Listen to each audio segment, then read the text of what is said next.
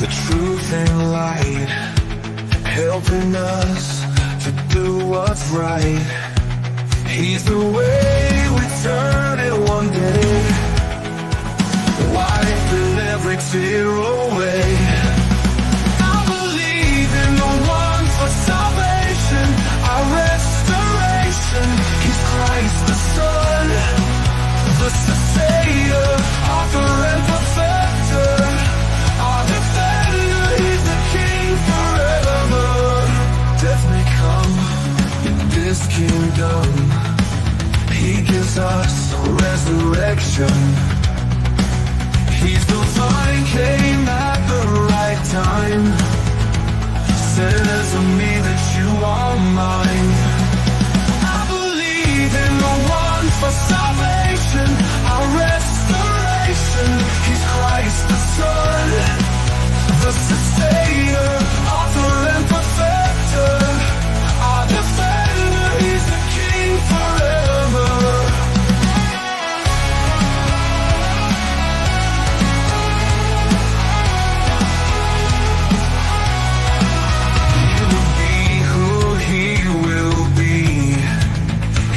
Lord, and He redeems, conquered death and sets us free.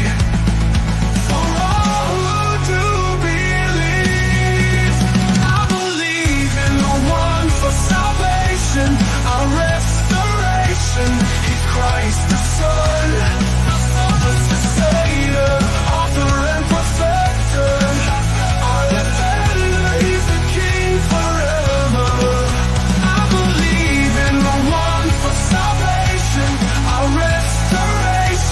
He's Christ the Son, the sustainer, author and perfecter, our defender. He's the King forever. He will be who He will be. He is Lord and He redeems. Death and sets us free. For all who do believe, I believe in the one for salvation, our restoration. He's Christ the Son, the sustainer, author and perfecter, our defender. He's the King forever. He will be who He will be. He is Lord and He redeems, conquered death and sets us free.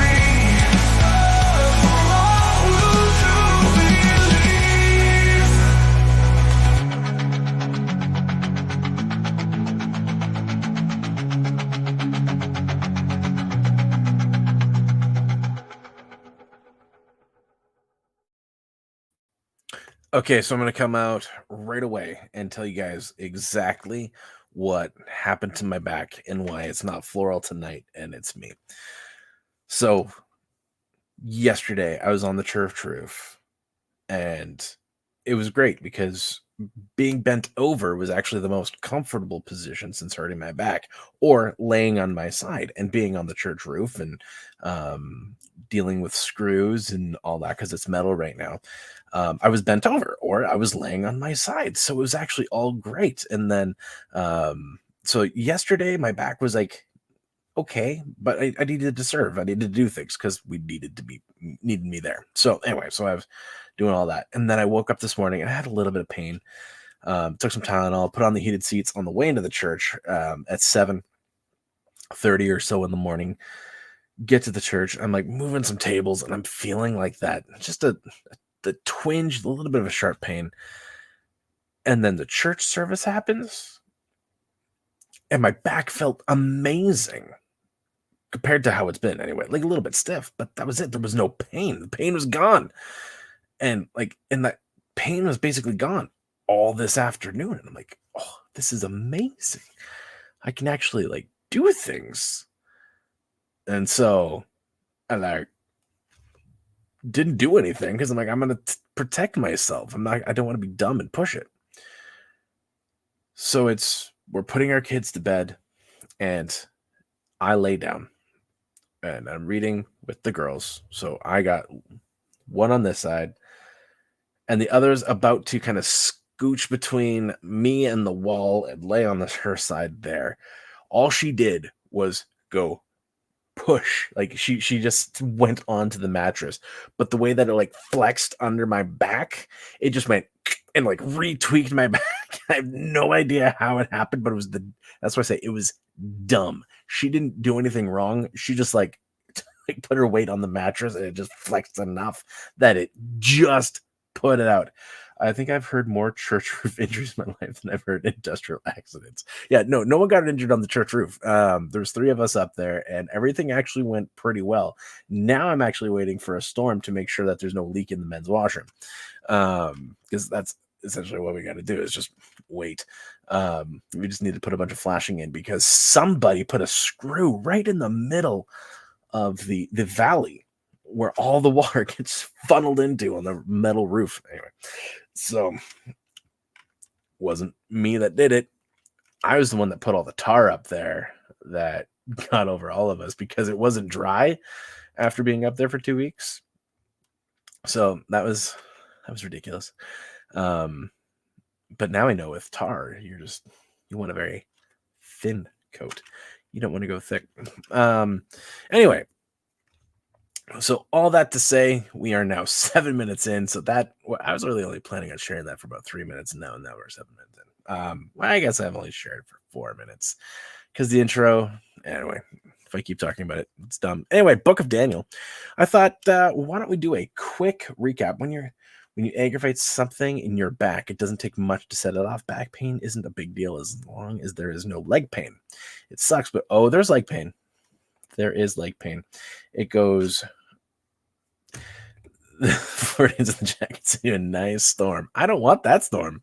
I don't want that storm at all. We usually get your leftovers. And it's not very nice. I mean, it's just the rain loses most of its power by the time it gets to us. But anyway, Book of Daniel. That's what we're supposed to be. Briefly, Church Under a Rock. Correct. All right, here we go. Let's do this. Yeah, like that. I think that should do it. All right, let's embiggen it. All right, the Book of Daniel. Here we go. We're just going to recap up to where we are right now. It'll start up here. The Book of Daniel. The story set right after Babylon's first attack on Jerusalem, and they had plundered the city and its temple and taken a wave of Israelites into exile.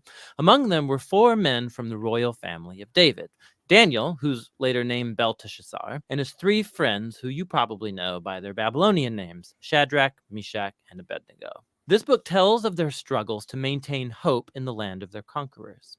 The book's design seems pretty simple at first. All right, so we've covered all of this in beginning discussing Daniel chapter 1, looking at some of the history. So again, if you want to know what's going on, 2 Kings chapter 24 starts discussing these events. And one thing I didn't highlight, but as I was just kind of refreshing my mind on the Book of Daniel and listening to a couple other videos, they were made to be eunuchs. And basically, if you don't know what that is they leave the peeing part and chop off the rest if you're a dude. And so that way you can't impregnate anyone. So basically they castrate you. That's essentially what it is. And that's how you become a eunuch. They don't go for everything. It's just that part. So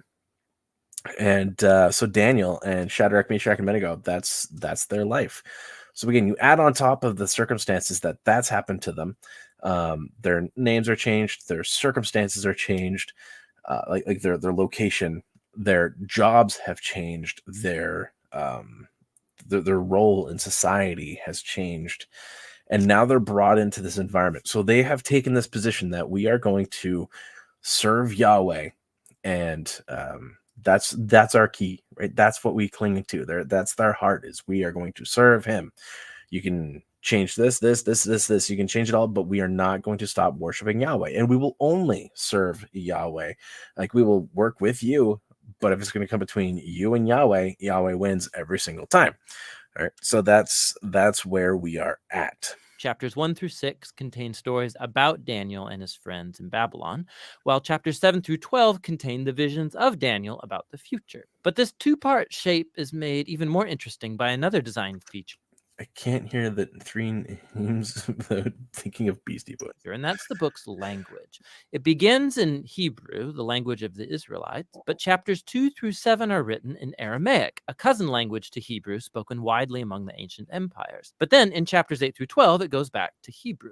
This design shows how chapters 2 through 7 are a coherent section, but it also highlights the importance of chapters 2 and 7 for understanding the later chapters of the book. Let's just dive in. Chapter 1 introduces the basic tension. Okay, so if you guys remember, Amber asked, why is it written in two different languages? There are a ton of different theories as to why the book of Daniel is both written in Hebrew and in Aramaic. I would postulate, based on what I've read and seen, that the whole point is it starts off with them being brought out of Israel into captivity. Daniel chapter 2 is fully in captivity, and then in chapter 8, when it transfers into looking at the visions and stuff, now you're looking at it through just the lens of Yahweh. Like, this is how God sees things, and he's communicating to Daniel. So this whole section of 2 to 7, it's because you're in a foreign context, you're getting a foreign language, if that makes sense.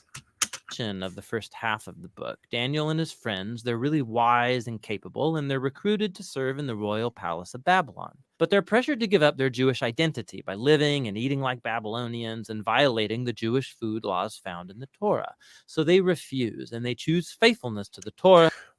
Which, again, that's a little bit of an assumption, right? Whether it's the violating the kosher food laws, most people do believe that that is the case. So they're trusting God over just filling their bellies. And that puts them in danger. But God delivers them, and they end up being elevated by the king of Babylon. After this begins the Aramaic section, which you'll see has this really... Which, though, the other thing to point out about this, they're not just faithful to the Torah, they're faithful to Yahweh. They live out the agreement because they are part of the covenant people. So again, this is really important when you're reading the book of Exodus. We're going through Exodus with my church. So when you understand that the 10 Commandments, that is the beginning of the agreement for the people. This is what they've signed up for God's people. The 10 Commandments, while it does have its applications outside of God's people, it's for God's people. So we need to live that out. That's the functional role of it. You are to live differently than everyone else. So this isn't like so the 10 Commandments, while they might be great to be posted in the school classrooms or whatever, that's not their role. They're not for everyone. They're specifically for God's people. So if you are a Christian nation, sure.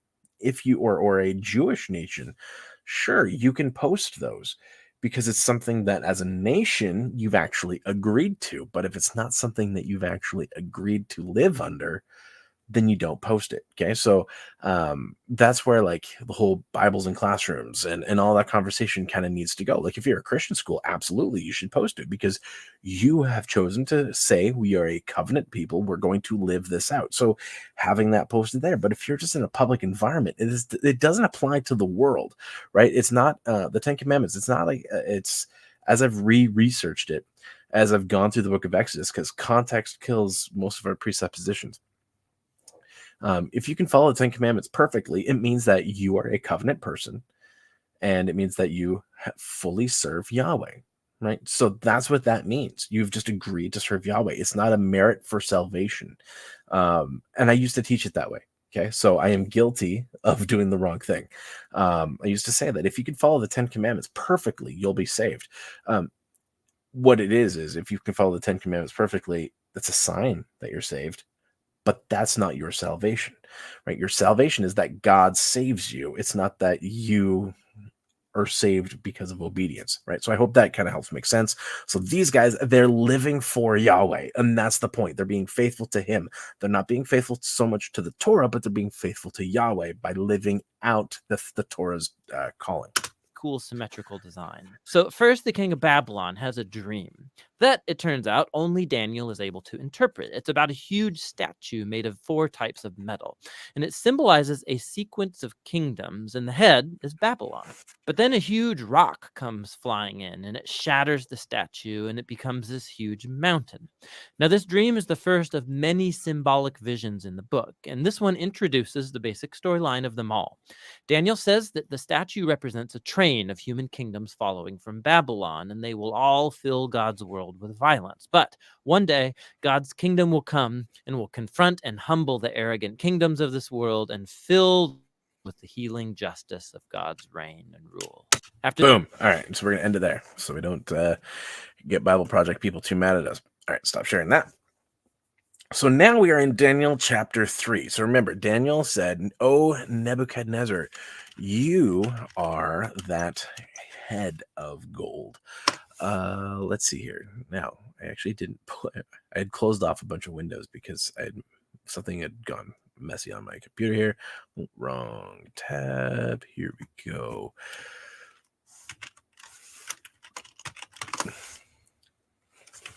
Daniel 3. Here we go. I last preached this passage in October of 2020. So think about that. So again, this is so context, right? Lockdowns and all that kind of stuff, masks enforcements and all that. They've been pressing through, and God's taking us on this journey as a church through the book of Daniel. This isn't why I chose the book of Daniel. I knew before I went in that we'll probably be preaching the book of Daniel pretty quick, and sure enough, it was very, very applicable.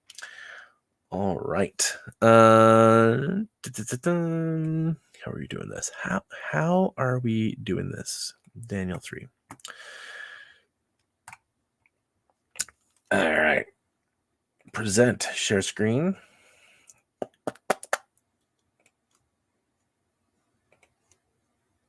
Boom. Here we go.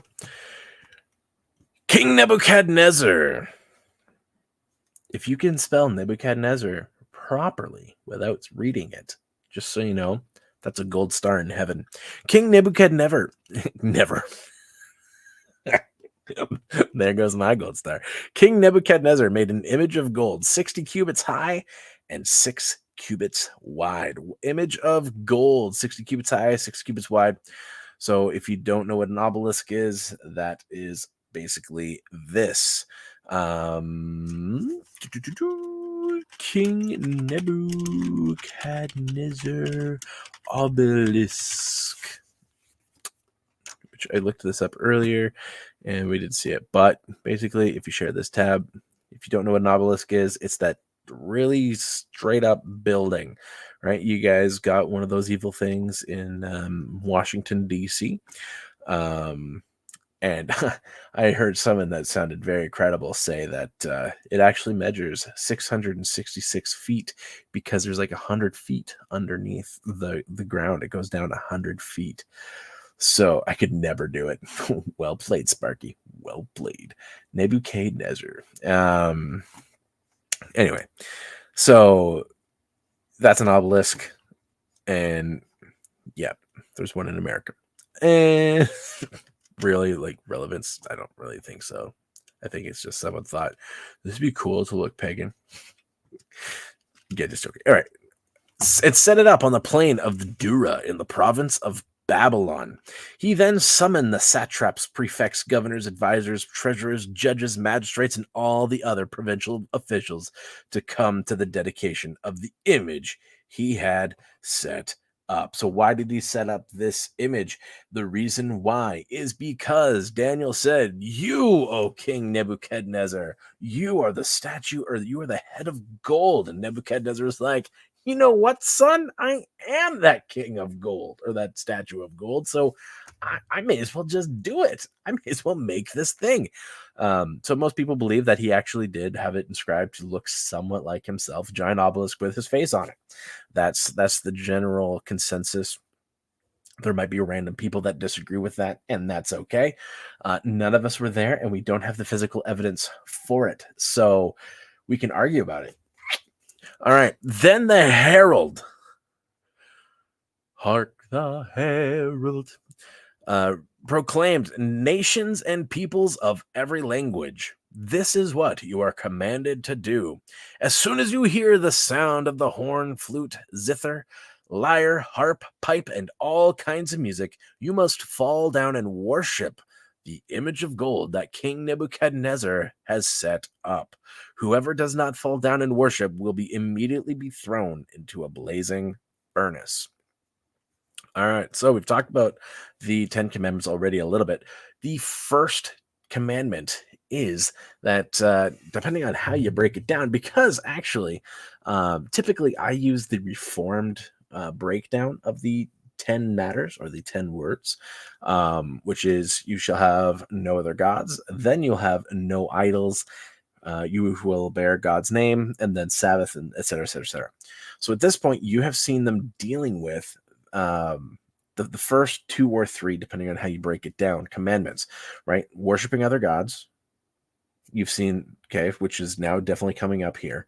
You're seeing the whole bearing God's name, right? Because actually, using God's name in vain, as I've been exploring this whole topic a lot more with better resources than I had the first time I preached it, the 10 Commandments, I mean, the idea of you shall not use God's name in vain is actually better said as you shall not misrepresent Yahweh.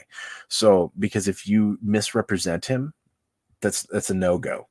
So he will punish you. He will not acquit you if you misrepresent him.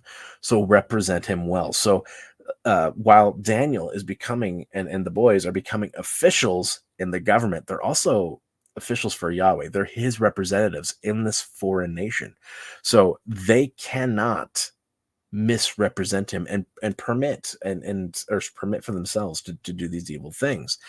They need to be different. They need to be a holy nation, a kingdom of priests. They need to be that treasured representatives. So that's kind of what's going on here. Is you're seeing the first 3 commandments specifically, or 2, again, depending on how you break it down, being addressed within these first several chapters. Will they serve Yahweh alone? Will they bow down to these idols? Will they represent Yahweh properly? The foundational agreements that everything else is built upon. Will they live this out? And so, and I heard someone explain that the horn, flute, zither, lyre, harp, pipe, and all kinds of music, it's representative of class and nations. When you see that there, it's not just supposed to be this giant contemporary worship team to play for music for this thing. It's you have the common instruments that the lower class would play, up to the higher class music. So this is saying like everybody. So this is just that reassertion that the Hebrews do, right? They say like 3 times that this is for everybody.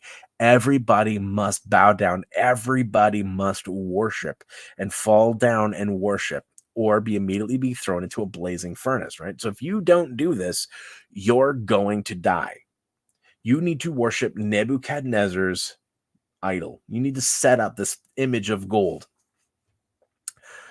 Therefore, as soon as they heard the sound of the horn, flute, zither, lyre, harp, and all kinds of music, all the nations and peoples of every language fell down and worshipped the image of gold that King Nebuchadnezzar had set up. So you have that moment.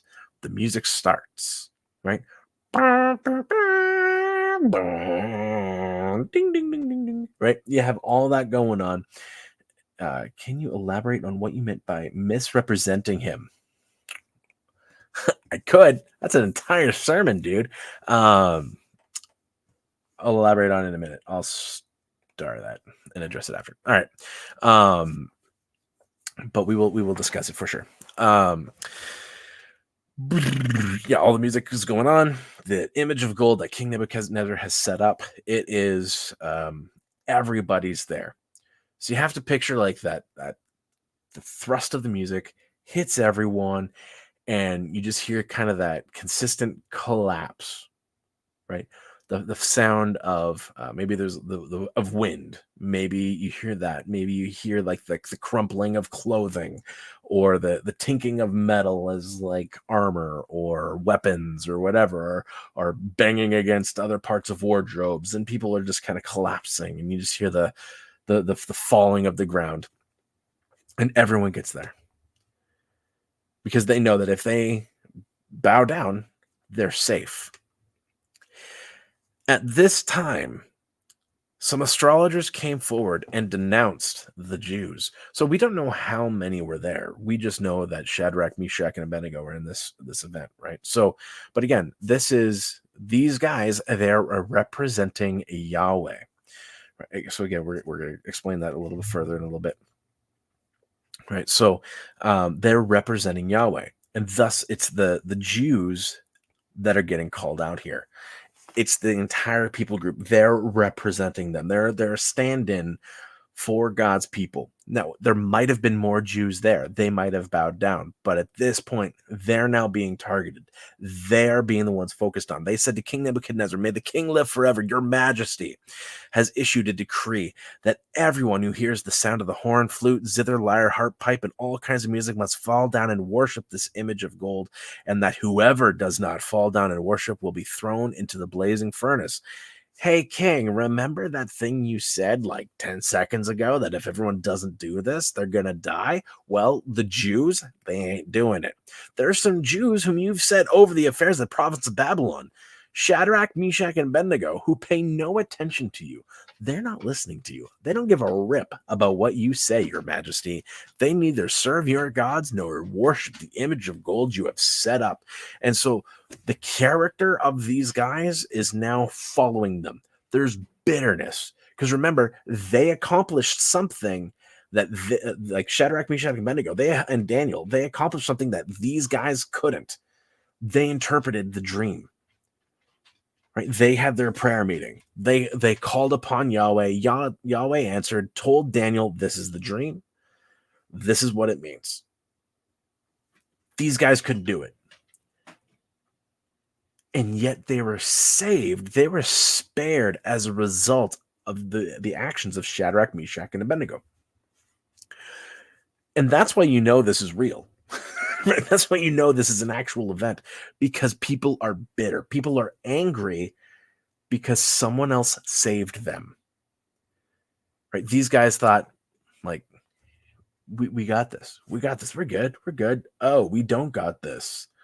We're all going to die. Wait, that foreign god? Those guys, they think they're better than us. They represent God. They represent Yahweh. Look, what's going on here? Right? Like, who do you think you are? So there's that bitterness that's really seemingly taken root here, that these guys are frustrated because the Jews, Shadrach, Meshach, and Abednego, they don't worship false gods. They will not bow down to this idol. Right? Never mind the fact that they're not worshiping other gods. They're not bowing down right now. Those 2/1 commandments, they ain't doing it, Lord, or Nebuchadnezzar. They neither serve your gods nor worship the image of gold you have set up. Furious with rage, Nebuchadnezzar summoned Shadrach, Meshach, and Abednego, which again, we see this as a pattern with him, right? So whenever you see Nebuchadnezzar, you always see him with his ups and his great downs. Like he's almost, he's not bipolar, but he's very much driven by ego and driven by emotion. He's not driven by logic. He's not driven by sense making. He just wants bigger, better, and glorious, which you see as a pattern throughout his life. Like, look at the things that he did that are extra biblical, right? Like the hanging gardens, right? He is all about himself. So he's ticked off that these three guys who worship this one God, Yahweh, who Nebuchadnezzar put Yahweh into the pantheon, right? Being like, hey, look, like, you can worship Yahweh. Yahweh's greater than all of the other gods. There's all these other gods. Worship them too. And the boys are like, no, we're only worshiping Yahweh, only him. And so there's that bitterness that's seeping through.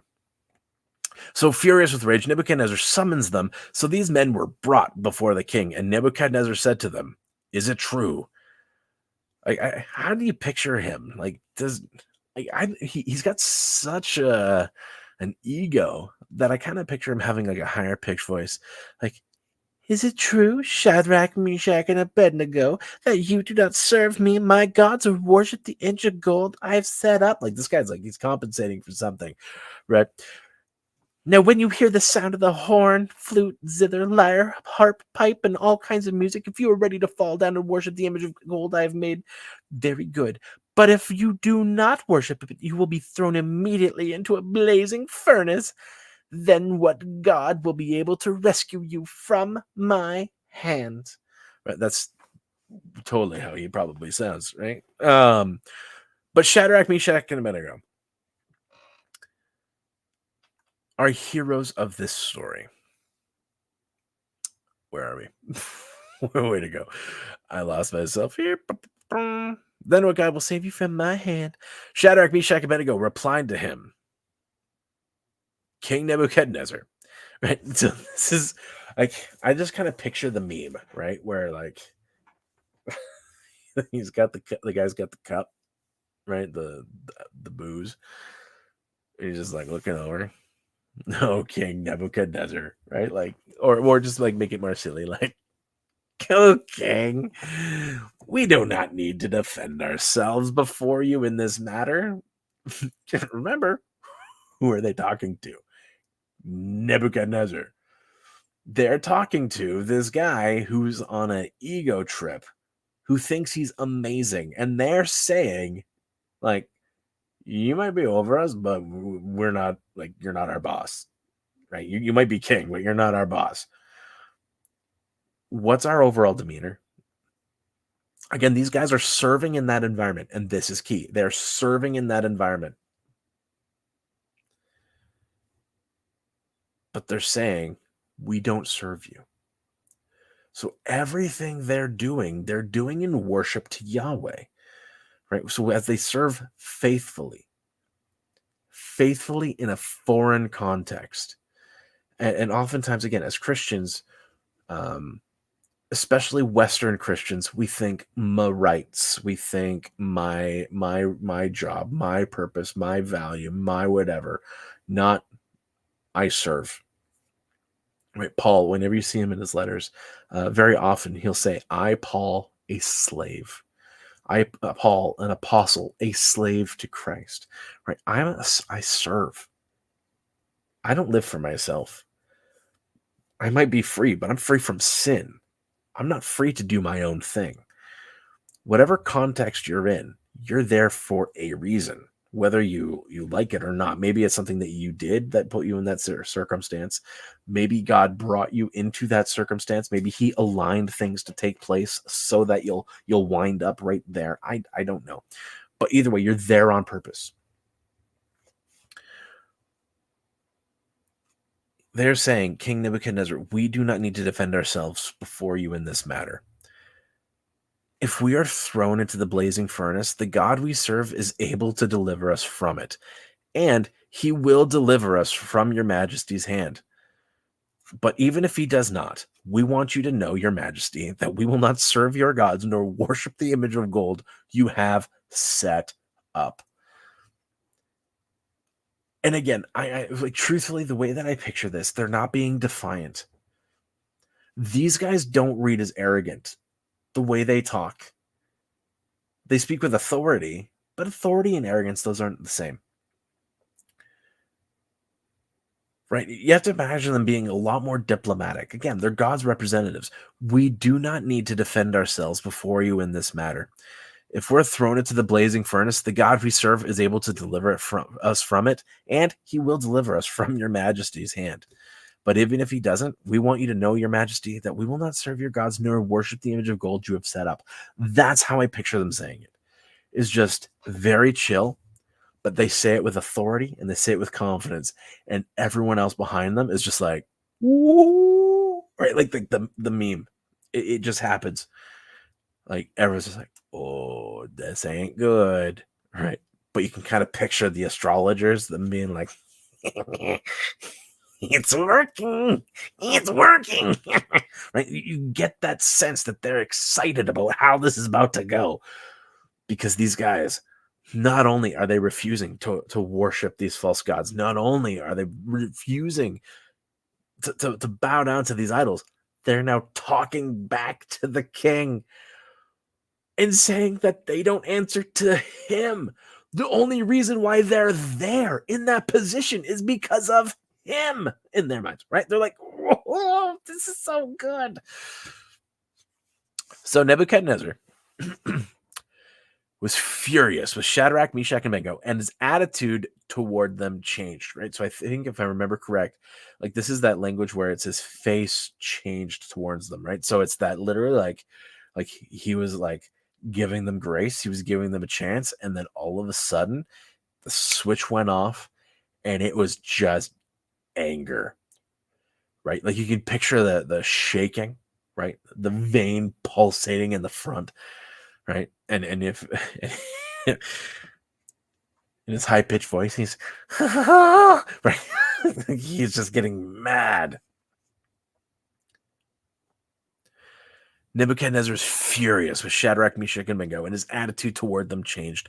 He ordered the furnace heated 7 times hotter than usual, which means the hottest it can go. Okay, so this is like hot. And commanded some of the strongest soldiers in his army to tie up Shadrach, Meshach, and Abednego and throw them into the blazing furnace. So what was the blazing furnace? Oftentimes, you hear it, we don't really know. Okay, so that's ultimately the big idea. Most people suspect it was probably kind of like a giant kiln.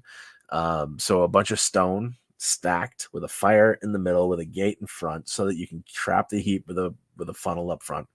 And you open up some vents, and more air comes in, and so it makes it even hotter. So basically, they're just opening the air flaps. I don't know what any of these things are called. I just know how to describe it. And so obviously more oxygen gets in, so the flames get bigger and hotter. You throw in more fuel for the fire, and it's hot. So he orders this thing. So these men, wearing their robes, trousers, turbans, and clothes, were bound and thrown into the blazing furnace. The king's command was so urgent and the furnace so hot that the flames of the fire killed the soldiers who took up Shadrach, Meshach, and Abednego. And these 3 men, firmly tied, fell into the blazing furnace. So there's some things that I want you to see here. Okay, they're falling into the blazing furnace.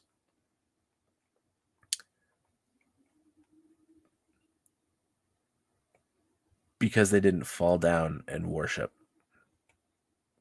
right? You're seeing this language. They're no matter what. Ultimately, here's this thing, this truth: you will fall down.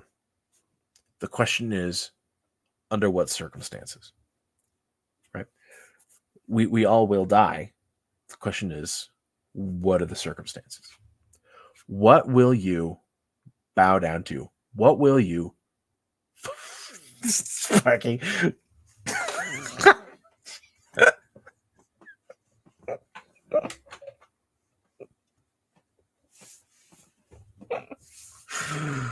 if anyone watches this later, this is what he said, and it's funny. Oh jeez. Anyway.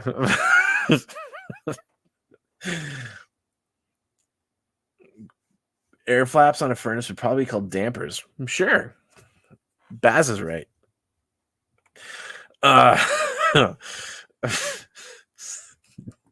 Sparky, you're a jerk. It threw me right off. Whoever does not fall down in worship would be immediately thrown into the blazing furnace. Blah, blah, blah. Oh, where are we? We're all the way down here.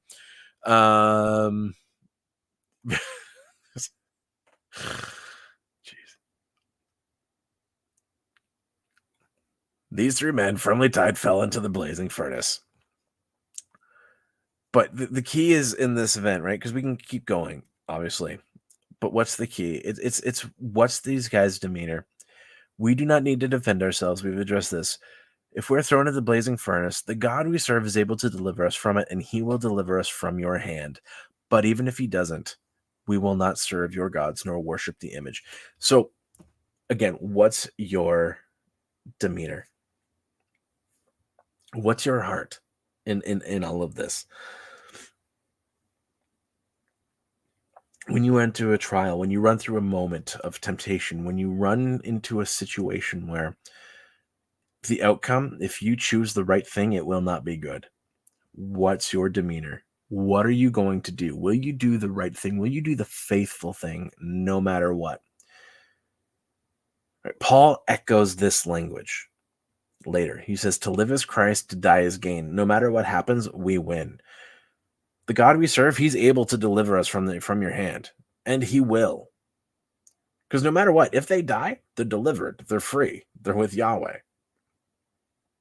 If they don't die, they're safe, right? They're alive. To live is Christ, to die is gain. But even if he doesn't, just know we're not going to do this. Like, we have faith that our God can show up right now and stop you. But even if he doesn't, we're choosing to do the right thing. Because they're God's representatives. They're bearing Yahweh's name. They're representing his name well. They're his treasured representatives. That's what they're doing. They're living this out. They're living out that calling of being the kingdom of priests, the treasured possession, the holy nation. They're doing it in a foreign setting. I don't know if you really understand this, that we as Christians, we're supposed to take the same demeanor. Peter, Paul, they both use this language that we don't belong here. We're foreigners in this land. We're foreigners in this world. We are aliens, right? Like, in the proper term, not like space. The idea is, like, we're not, if we think this is ours, we're wrong. We are of a different kingdom. We are of a different world. We have a different authority structure. We serve Yahweh. We serve God, who expresses himself through three people: Father, Son, Spirit. This is who we worship. This is who we serve.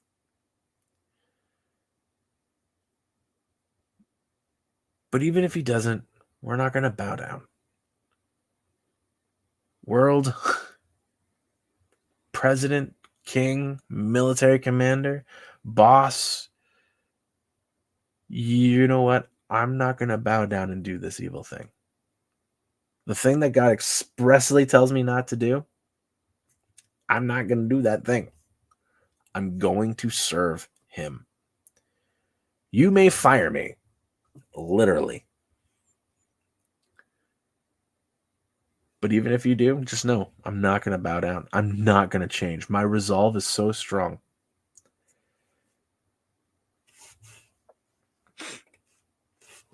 Need to sip.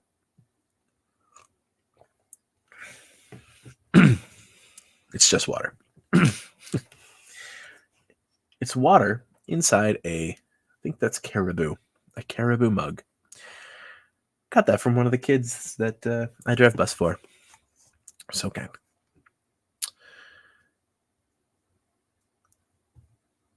And so they're thrown into the fire. King Nebuchadnezzar leaped to his feet in amazement and asked his advisors, "Weren't there 3 men that we tied up and threw into the fire?" And they replied, "Yep."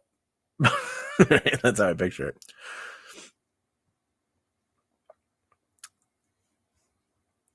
Again, you have to picture Nebuchadnezzar. He's gone from proud. He's gone to angry. And now this guy is just completely confused. He's, for a fun word, he's befuddled, right? He does not understand what's going on. His eyes cannot compute what is before him. He said, "Look, I see 4 men walking around in the fire, unbound and unharmed, and the 4th looks like a son of the gods." whether this is Jesus or whether this is an angel, you have to wonder, what was that conversation like in that furnace for those guys? Like, this is where my mind goes, right? Like, what would it be like, those guys just hanging out in there? We know he could count to 4. Yes, he could count to 4. Shadrach, Meshach, Abednego, and some fourth guy is walking around in the furnace. Again, what's their conversation? Just be like, hey guys, it's kind of hot in here, huh? Like, I guess. I mean, these ropes are burning off. We're not dead. Sipping tea. that can be pretty funny. Just like that visual. It's like, but they're walking around, right? So like, are they just like, they're unbound and they're just kind of like stretching and it's like, this is nice, right? Turn down the heat a little bit, maybe. So King Nebuchadnezzar, he then approached the opening of the blazing furnace and shouted, Shadrach, Meshach, and Abednego, servants of the Most High God, come out, come here. So Shadrach, Meshach, and Abednego, and not this fourth guy. The Disney movie is very diverse. Gather around the fire, boys, or gather in the fire.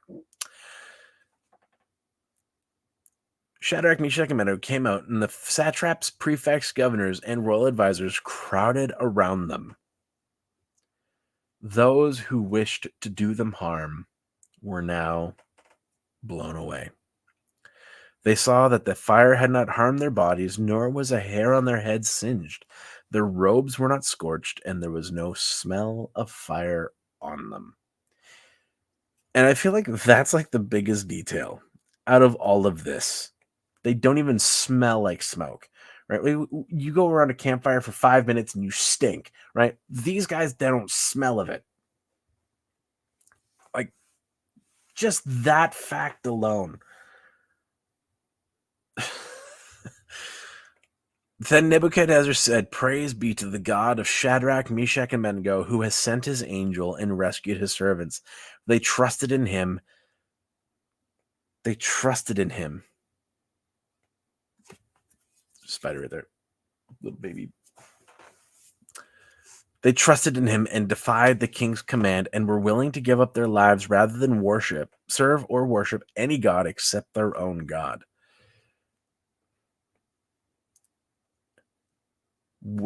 Could this be said of you? Is your faith that strong? Is your testimony like that? What would people say about you?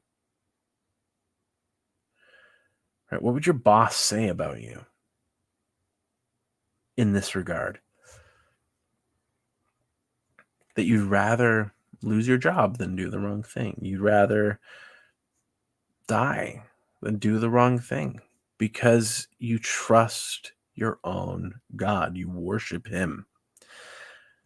Therefore, I decree that the people of any nation or language who say anything against the God of Shadrach, Meshach, and Abednego be cut into pieces, and their houses be turned into piles of rubble. For no other God can save in this way. And you think, Nebuchadnezzar, he's getting it. Right? He's kind of understanding it. No, he's not. Because he promotes them again. Right? They got a promotion because of Daniel last time. Now Nebuchadnezzar is directly promoting them because of their faithfulness. But you have to wonder, what was the influence they had on some of those other guys? Right? So did some of those other guys kind of start like speaking up a little bit defiantly to Nebuchadnezzar and get cut up? Their houses burned? And I don't know how true this is. I've tried looking it up, but I've heard that one of the ways that people were cut into pieces, that yes, there was axes, but there's a more fun one. But this might have only been the Assyrians. that they thought it was really fun to take like three palm trees, and pull them down together on a rope as far back as they could and get like that tension. And then they would tie an arm and a leg to one tree, tie the head and the torso to the middle tree, and then one rope around all of them, and then chunk, and then pew. Again, I don't know how true that is, but I've heard that that's what that means for the Assyrians, possibly Babylonians. You're welcome. You might say that he was hot-headed. Old Nebi is sure prone to the extremes. He really is. Like these are people that we would consider be like the most toxic people, right? Like you don't want to be around these people. And for whatever reason, they're always in leadership positions. I don't know why. But anyway, so that's Daniel chapter 3, and it's one of my favorite passages, just because you see how these guys that they're applying everything that you see in the Old Testament up to this point here, right? I think that these guys they kind of outshine Daniel because they just don't waver. Find friends, kids, that are going to hold you to account, because maybe one of them was shaking in their boots, right? Maybe they were all shaking in their boots, and they're like, guys, we're in this. Guys, we're in this. Let's do this. But Nebuchadnezzar valued a good man who was cool under fire. Good men who were cool under fire. But anyway, so there's that. Now, back to that question. Can you elaborate on what you mean by misrepresenting him? All right, so we are going to go to. I closed off my thing here.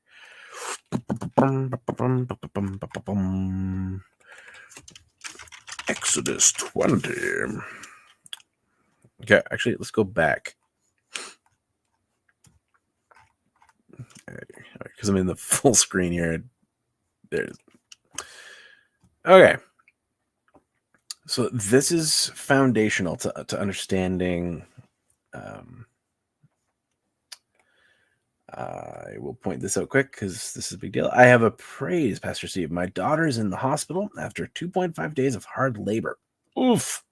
She had a baby girl, 8 pounds, 12 ounces. That's 1 ounce smaller than my son was. Mother and baby are doing well, and they might go home tomorrow. 2.5 days. Oh, brutal. Well, praise God. Tell her that well done. Buy her some flowers or chocolate bar. One of the things that my wife loved was a Subway sandwich. Mainly during the first pregnancy, because we followed all the rules. And that was like no deli meats. But congratulations on the baby girl. So glad to hear that. That is a wonderful win. And it is a happy Sunday. So if that means that today was the day that the baby was born, then it truly is a happy Sunday. So, but yeah, that's know anything about that. Okay. Here we go. So on the first day of the month, Israelites, they leave Egypt. Everything's slowing down. They're now finally at Mount Sinai. Then Moses went up to God, and Yahweh called to him from the mountain of God and said, "This is what you are to say to the descendants of Jacob," right? The people of Israel, right? So he's just restating this name change, right? So they were Jacob, now they're Israel. He's restating this.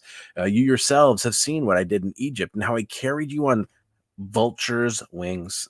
So eagles is actually a bad translation. So in your paper Bible, you can actually kind of cross that out if it doesn't say vulture, and you can put in the word vulture, and brought you to myself. So God took them out of Egypt and didn't bring them to the desert. He brought them to himself. And this is really key. Now, if you obey me fully and keep my covenant, then out of all of the nations, you will be my this is treasured representative. That word is segula. Okay. So that's actually better translated as representatives. So you're if you obey me fully and keep my covenant, okay? So this is conditional.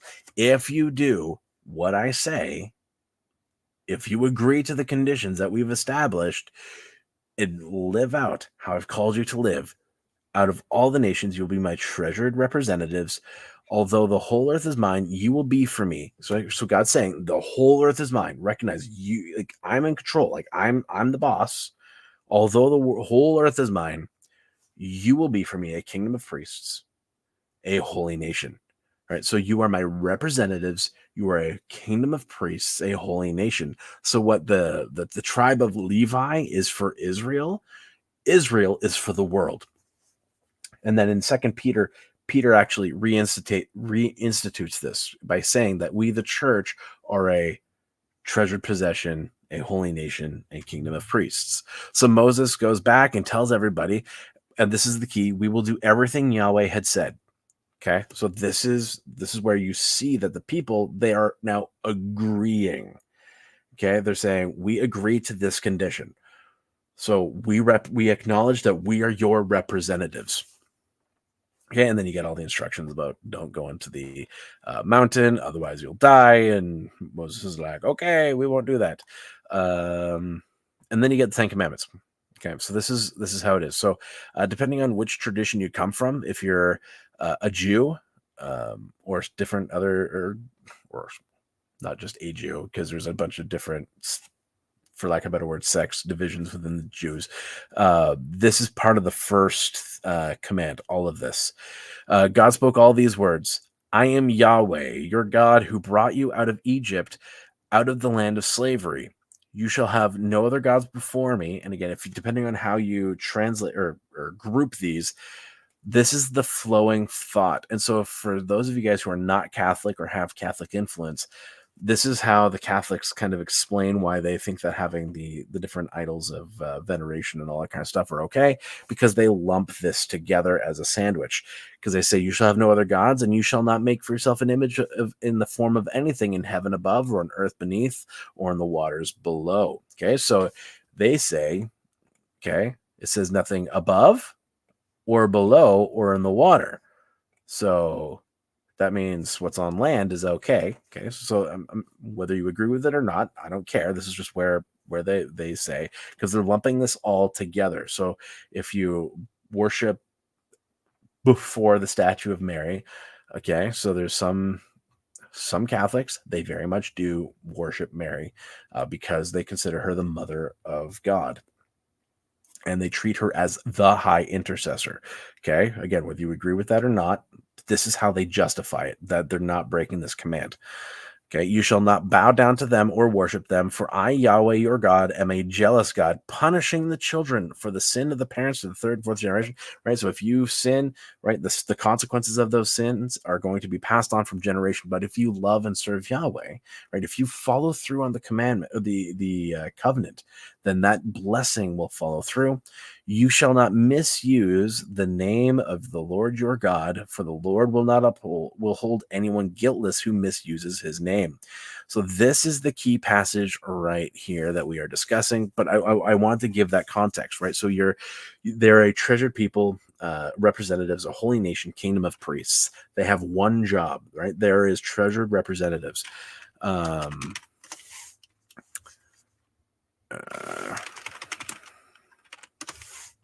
I don't want KJV. Ugh.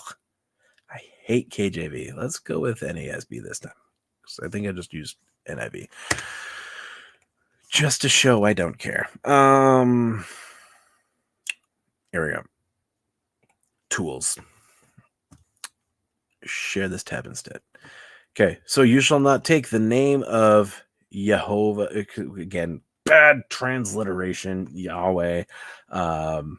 Well, I guess Jehovah I don't really care as much about, but Yahweh, Yahweh, your God, in vain. Okay, so take this word nasa. How is it better translated? We click on here, nasa, verb, a primitive root. Okay, it means to bear, to lift, up, bear, take, bear, carry, take, carry away, born, armor bearer, forgive, accept, exalt, regard, obtained, respect. Okay, so The primary way that this word is used is meaning bear it, like lifting, carrying, right? You're lifting it up, right? It's your banner. Okay. It's that kind of language, right? You're bearing, you're taking, right? You're carrying. That's the imagery. That's the word. It's not using. So it's not about stubbing your toe and saying, oh my God. It's about how you're actually living this out. So another way is don't use God's name for your own glory. Okay. So you're not making it about yourself. You're making it about him. Okay, so again, this is just a better way to understand this. So if you misrepresent Yahweh's name, okay, because they're bearing the name of Yahweh, right? If you bear the name of Christ, if you're a Christian, right, that's what this is meaning. You're his representative. Are you actually representing him well? He will not hold anyone guiltless who misuses his name, right? Who misrepresents his name, right? So this is like addressing false teaching. Okay, that's a big thing. False teaching, false prophecy. Right.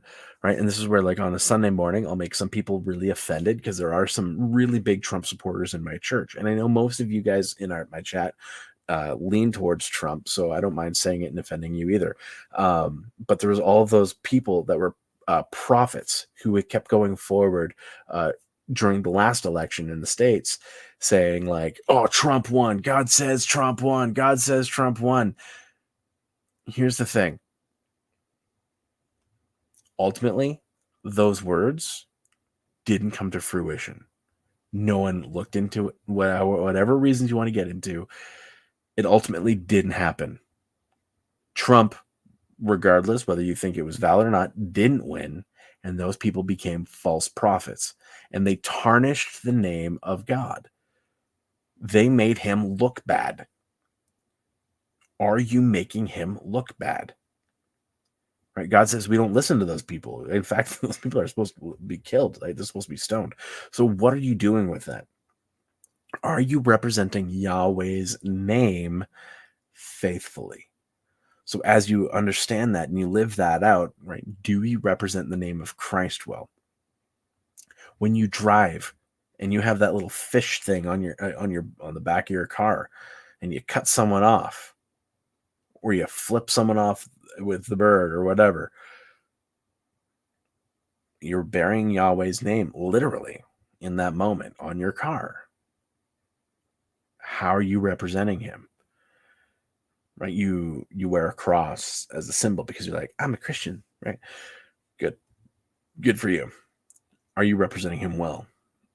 Right? And that's what's going on here. And that's why this translates into Daniel so brilliantly, is you see that this is why the guys, they operate in such a way where they're like, we are representing him.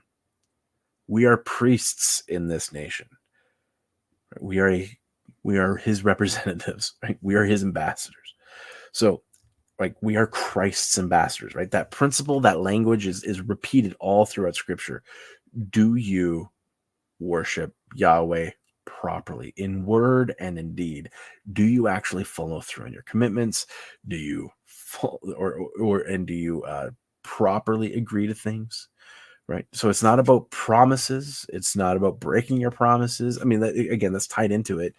But it's not specifically the point. It's, are you representing him well? So are you actually carrying Yahweh's name properly? Because if you don't, there's consequences. The Lord will not hold anyone guiltless, and he will not acquit anyone. Right? There's not grace if you misrepresent him. Right? I mean, he will show grace, obviously, ultimately. But what are you doing with that? Right? So there's a bunch of people who they're very much determinists, and they're arguing with me, but they're pointing out passages like Ezekiel 14, 2 Thessalonians chapter 2, and there's another one in there, 2 Kings 14, if I remember correct. And they're like, see, God's giving a spirit of deception. No, what it is in every single one of those circumstances is it's a group of false prophets, and God basically just goes, you want to falsely prophesy? Okay. Falsely prophesy. Go ahead. Let's see what happens. Right. Again, a little bit different. But when you falsely prophesy on behalf of Yahweh, there's consequences. That's kind of what's going on here. Is, are you representing him properly? Otherwise, consequences. So I hope that's helpful to you guys. I think that's key there. So my grandmother was wrong about the word gosh being a swear word. Yes, she actually was. Right. So now again, there's courtesy, right? So again, you're God's representative. So if someone doesn't like you using a certain word in their environment, honor that, right? But yeah, saying gosh, it's not a problem. If you want to create your substitutes, fine. Again, what's the reason why you're doing it, right? Is it just what's popping out, or are you intentionally trying to say something that's close enough, right? So are you trying to be close to the line, or right? Because sometimes when it comes to many of those kinds of issues, it becomes an issue, and this goes across the board for sin, right? We want to know how close to sin we can get without actually sinning, and so we end up sinning because our motivation is like, I want to sin.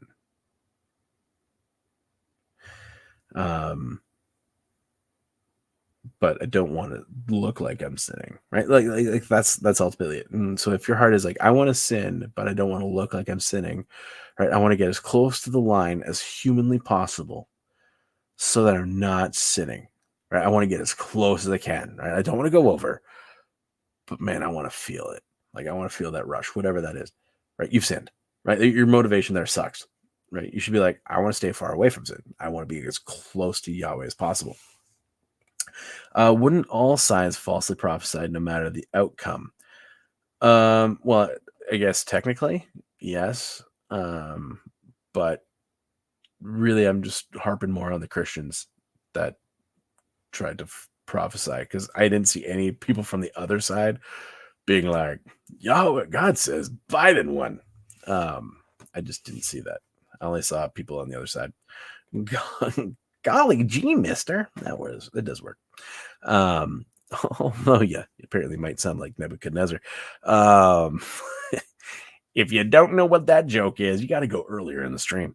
Anyway, so that's what I got there. So we got a praise report from Penny that we got a little baby girl that entered the world after 2.5 hours of labor.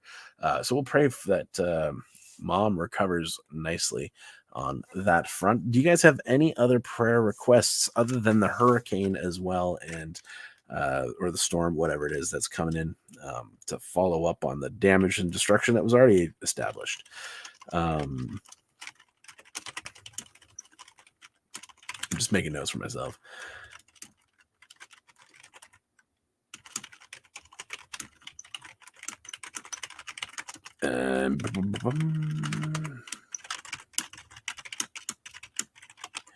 Yes, my back.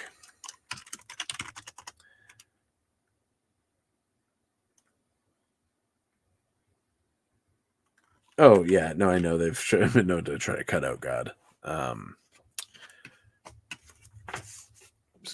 Almost launched my cup with my caribou. Are they caribou? They're not mice. Moose.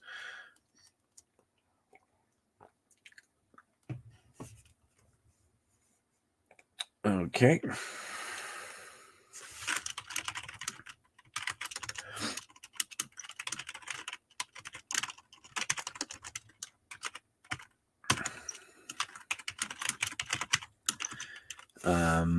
Unless you want to, you don't. If it's too personal, don't say anything more. Maybe that's the better way to say it. If those two things connected, Paul, what Finn's asking for and what you're asking for. All right. I will keep an eye on the chat, but I will start praying. Father God, we thank you so much for this opportunity to look at your word and to grow closer to you. I ask that we would be people of faith and substance and character, like Shadrach, Meshach, Abednego, and Daniel, and that, Lord, our lives, when people look at it, would be marked by they just wanted to serve Yahweh well. They wanted to serve God well. They wanted to serve Jesus well. So may we serve well. May we not be afraid, but ultimately be people of trust and faith, where we're not concerned about the consequences, because we know that no matter what happens, we'll be closer to you in the end.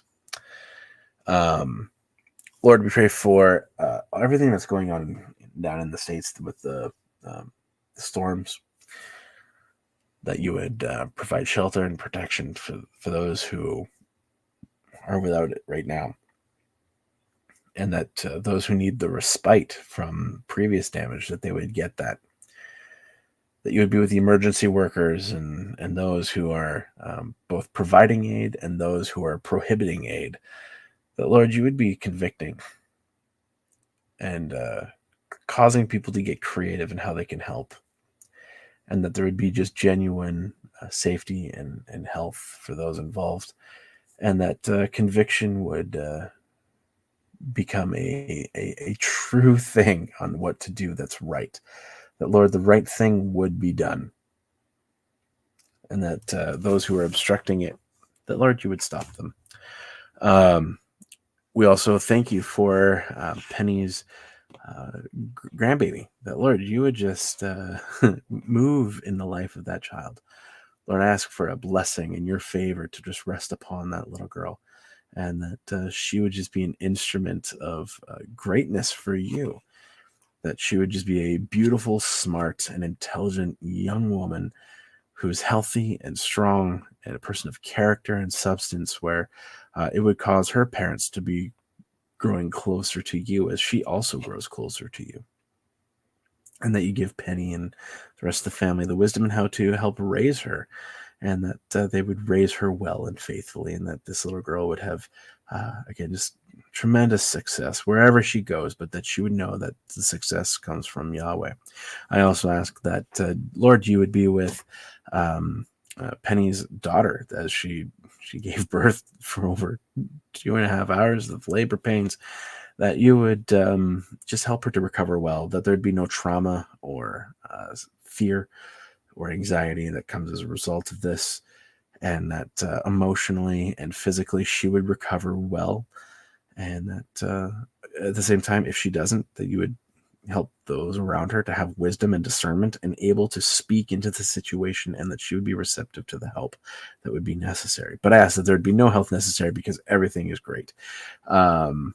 I ask that you would also help my back to continue to be better. I thank you for the fact that it is slowly getting better, but I ask that it would just be done in your name. And for Dude's dad and his recovery from the stroke, that you would continue. That, Lord, they're expecting 6 months of recovery. I ask that it would be 3, and it would just be done at 3, and everyone would just be amazed, and that any appointments or follow-ups would just be redundant, and everyone would just be like, we're doing this just because we have to, not because we need to, because the doctor gave that clear bill of health, because, God, you intervened and interceded and helped him to recover well.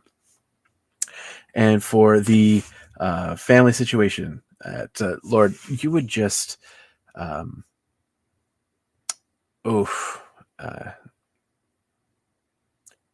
be with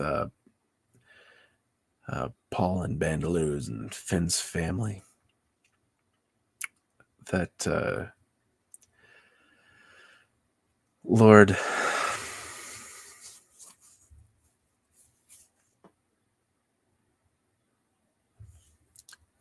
you would bring wholeness, answers, and clarity.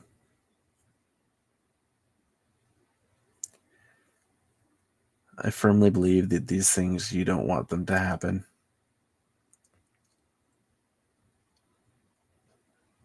But the Lord, I ask that whatever did happen,